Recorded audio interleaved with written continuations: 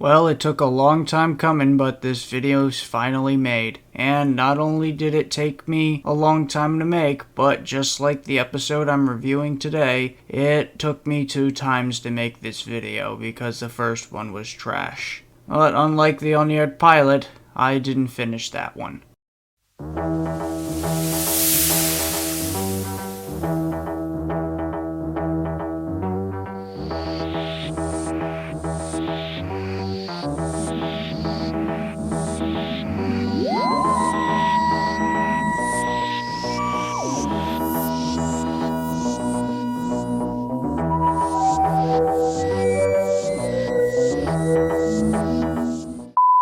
As I've already stated in the intro, Doctor Who is a large show with many ideas.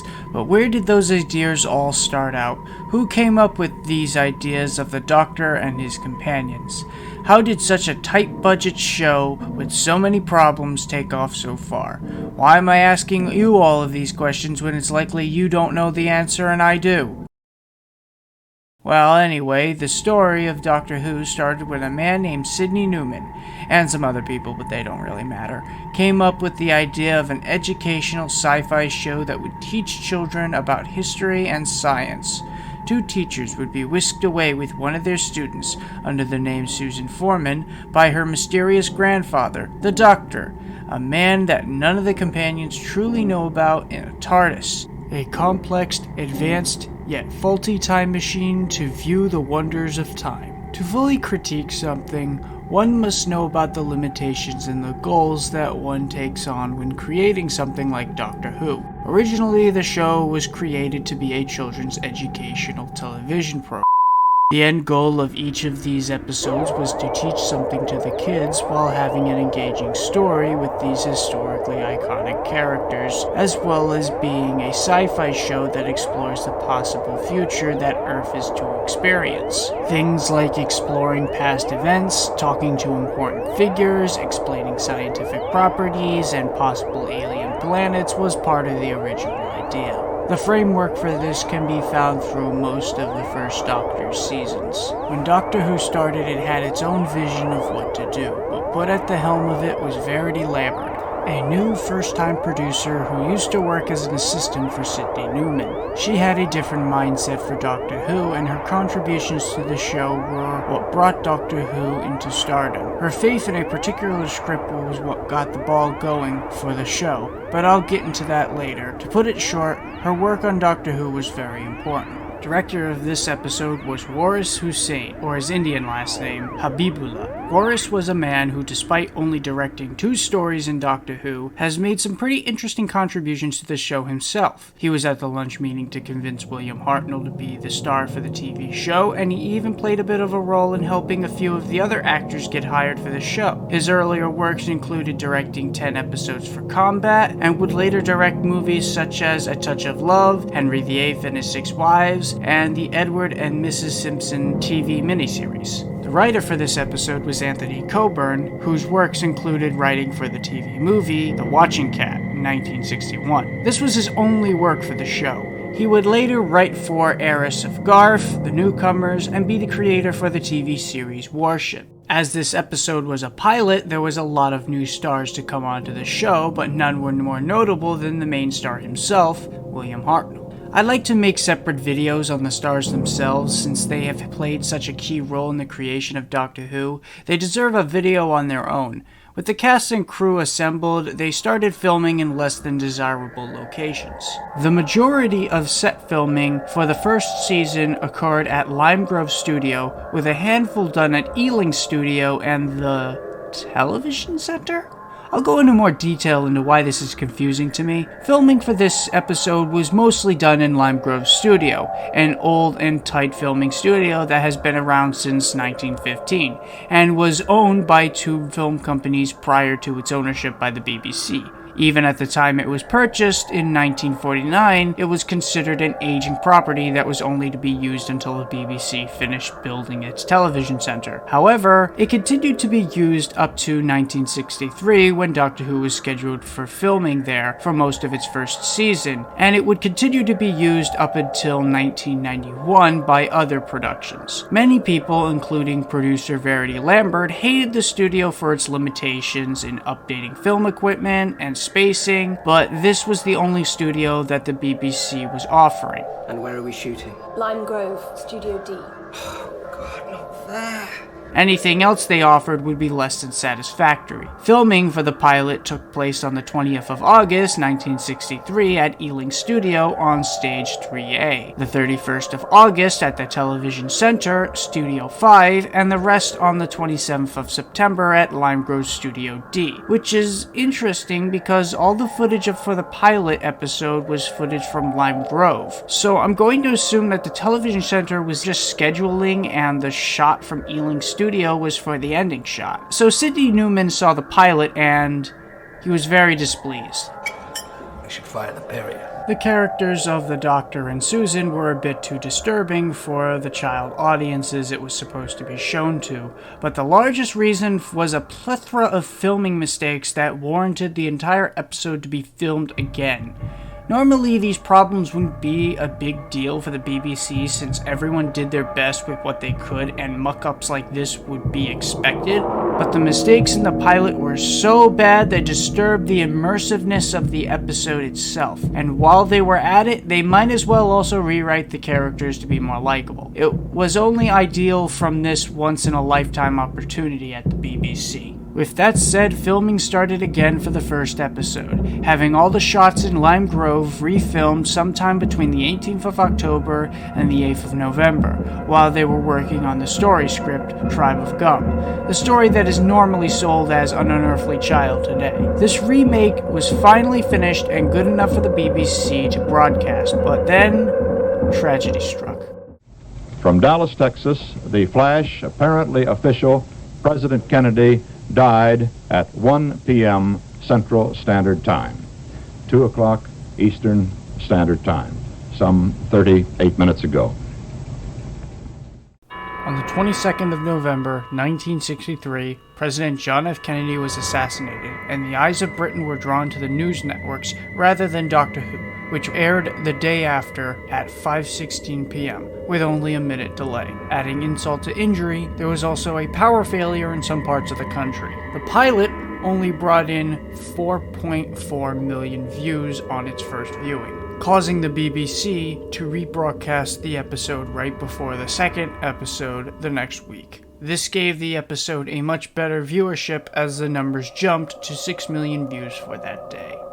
With Doctor Who's known history, one would think that its unofficial rubbish episode would have been junked by the BBC and left rotting to the sands of time, but for some reason, it actually still exists. It was discovered again during the closure of Lime Grove Studios and released as a celebratory memoriam of Lime Grove Studios on the 16th of August 1991 at 2:19 with only a 4-minute delay to a depressing 1.6 million views.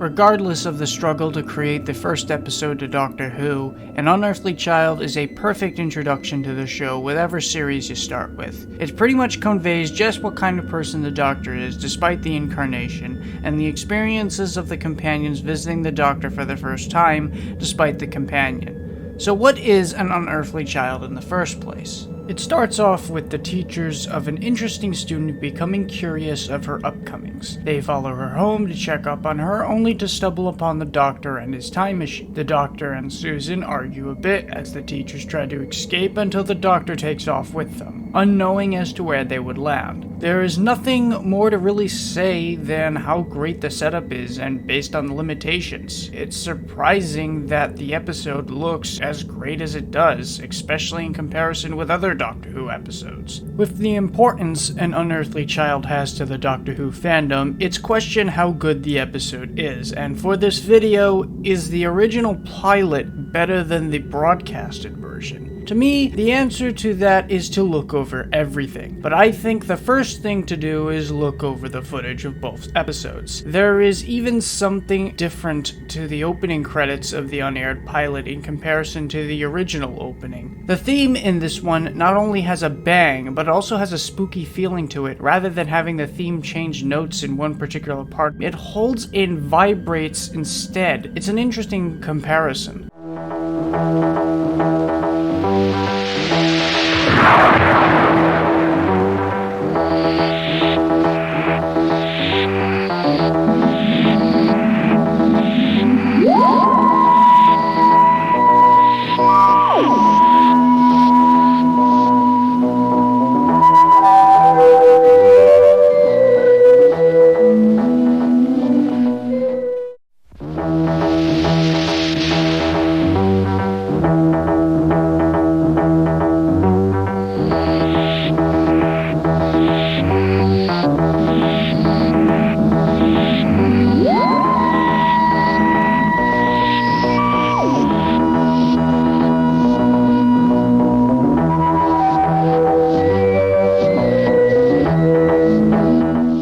Every shot from here up to meeting the Doctor for the first time is pretty much the same as it was in the broadcasted version. The camera work in both of them is pretty good as they give different framings to each theme. The two teachers are concerned with their student, Susan, as she is a very brilliant girl with very little knowledge of common things, like shillings in a pound, etc. So they confront her to talk to her about it. One thing that differs from the original in the unaired pilot is that once the teachers leave the room, she starts to draw some sort of ink blobs. For whatever reason. In the broadcasted version, she was reading a history textbook of a foreshadowing story and noting that something was incorrect in the text. The teachers follow her to her home as they watch her enter into her residence at 76 Todders Lane. They head for the junkyard where they eventually meet the Doctor, and this is the point where the differences in the pilot are potent to the original broadcast. The Doctor in the pilot was very hostile and vulnerable once he was discovered, where in the original he was very calm, controlling, and was very much toying and fooling around with the teachers a bit, stalling them as he tries to get them to leave. It's Mr. Chesterton and Miss Wright, Susan. Don't you think you're being rather high-handed, young man? You thought you saw a young girl into the yard. You imagine you heard music or her voice. You believe she might be inside there. Not very substantial, is it? It's Mr. Chesterton and Miss Wright, Susan. Don't you think you're being rather high-handed, young man? You thought you saw a young girl into the yard. You imagine you heard her voice. You believe she might be in there. It's not very substantial, is it? Just before the two of them make for the police, they hear Susan inside the police box they examined. The Doctor tries to stop them, but they break in, discovering the police box they broken into is actually bigger on the inside. The Doctor in the original broadcast continues his calm reassurance to his granddaughter while also reprimanding her for joining the school. In the pilot, he downright condemns her, and his attitude was just as hostile. Is that your excuse for this unwarrantable intrusion? You had no right to invite them here. I blame you for this, Susan. You would insist on going to that ridiculous school. I warned you. Grandfather! They must have followed you. That ridiculous school. I knew something like this would happen. We stayed in one place too long. In the original, Susan acts confused that her teachers are here. In the pilot, she is scared of them being here. What are you doing here? They're two of my school teachers. They're two of my school teachers. What are you doing here? The lines of the characters while inside the TARDIS are actually different in the pilot in comparison to the broadcasted version. Things are more vague in the broadcast, while the pilot is more specific in certain details. You have heard the truth. We are not of this race. We are not of this earth. We are wanderers in the fourth dimensions of space and time, cut off from our own planet and our own people by eons and universes that are far beyond the reach of your most advanced sciences. It's true, every word of it's true. You don't know what you've done coming here. You're treating us like children. Am I? The children of my civilization would be insulted. Your By the civilization? companion- Yes, my civilization. I tolerate this century, but I don't enjoy it. Have you ever thought what it's like to be wanderers in the fourth dimension? Have you? To be exiles? Susan and I are cut off from our own planet, without friends or protection. But one day, we shall get back. Yes, one day. One day. It's true. Every word of it's true. You don't know what you've done coming here. But you are one of us. You look like us. You sound like us. I was born in the 49th century. What? Now, look, Susan. You are one of us. You look like us. You sound like us. I was born in another time, another world. Now, look here, Susan, you... Eventually, the Doctor takes off with all of them on board, and they land in a world unknown to them. When writing an opening for your character, you have to make sure that everything is right about your character to avoid disinterest from the audience. Everyone's going to feel different about how something should be introduced. But did Doctor Who make the right choice in reshooting everything? Let's examine. First, let's start with the intros. As mentioned before, while they are quite similar, there's also quite a bit of difference between the two versions. The original broadcasted version has a cleaner sound to it and leaves a much more mysterious vibe, while the pilot leaves a much more spookier vibe. This show was never meant to be spooky.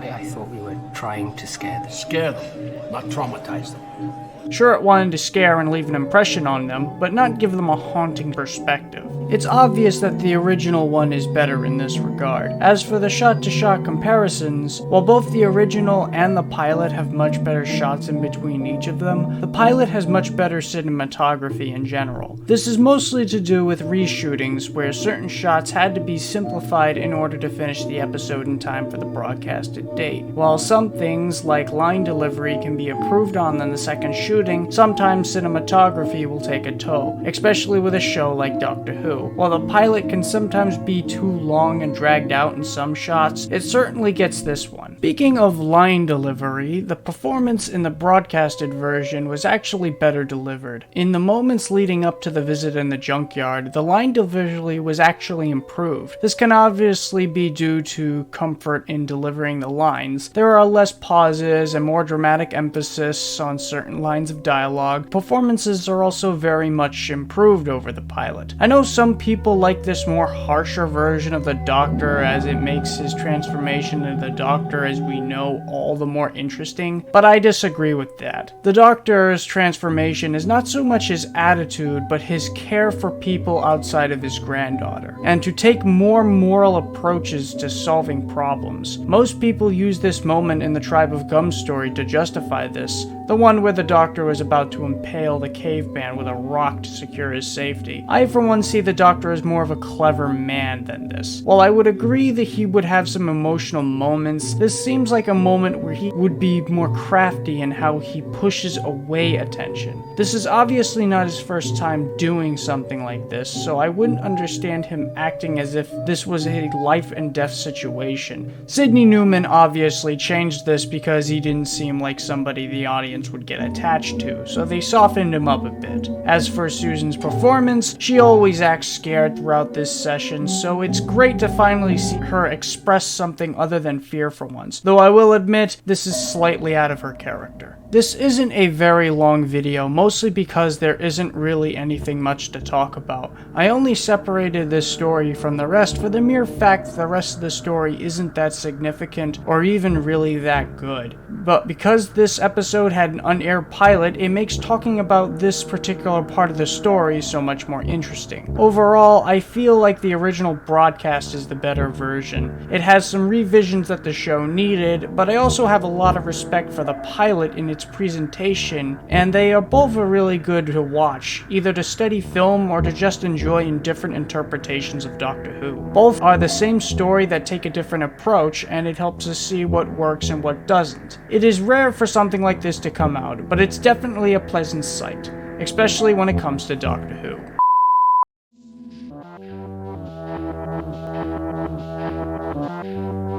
Thank you for watching my video. If you liked it, please consider subscribing, and I especially encourage you to leave a comment, especially on things that I can improve on.